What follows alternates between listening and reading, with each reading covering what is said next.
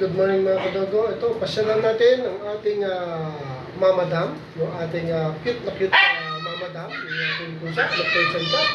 Pasyalan natin at update ko na tuloy kayo tungkol sa apat nakita niya.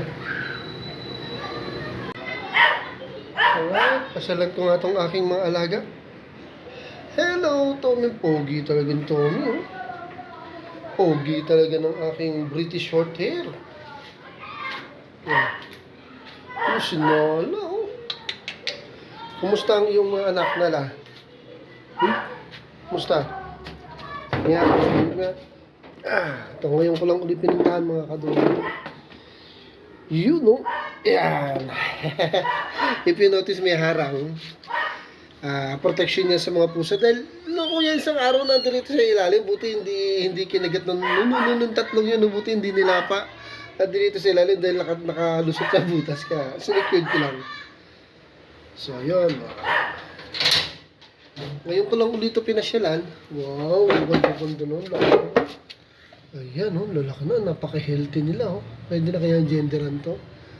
Hindi pa gano. May hirapan pa. Alright. Ano, Tommy? Musta? Okay. Napakagaling na dam nito mga kadogo. Husay magpadede, hindi namamatay ng anak. So napakahusay talagang dam nito. Diyan mo makikita kung healthy ba ang linyada ng ating dam or yung ating mismong mag-pair. No? Kasi healthy sila talaga mag-anak ever since. Sa mga vlog ko naman, di ba? Tapos may sikreto dyan mga kadogo. No?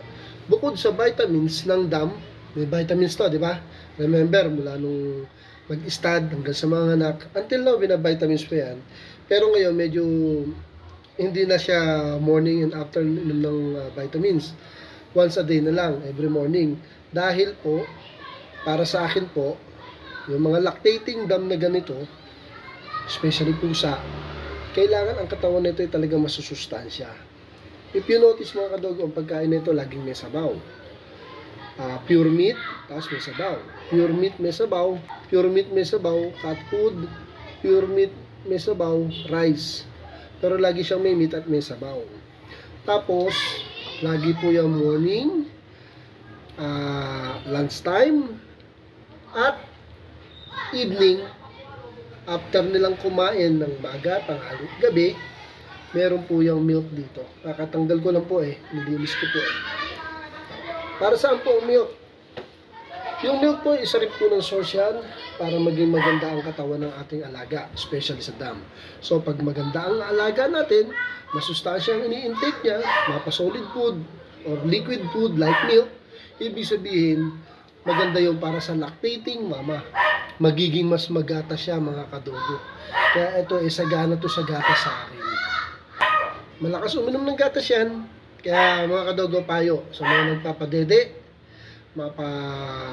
dog or cat, sanayin po natin silang unom ng milk para mas lalo silang healthy. Pag healthy sila, magata sila. Kaya yung mga anak nila, tingnan nyo, napaka-healthy. Ang gaganda. Okay? Yan po ang sikreto. Kaya puro healthy po yan. Ano, Tommy? Si Tommy, napakagandang pusa po nito.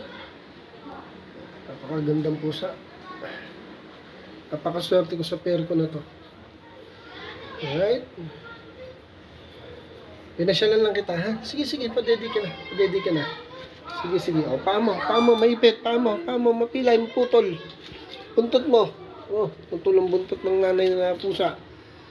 Ayun.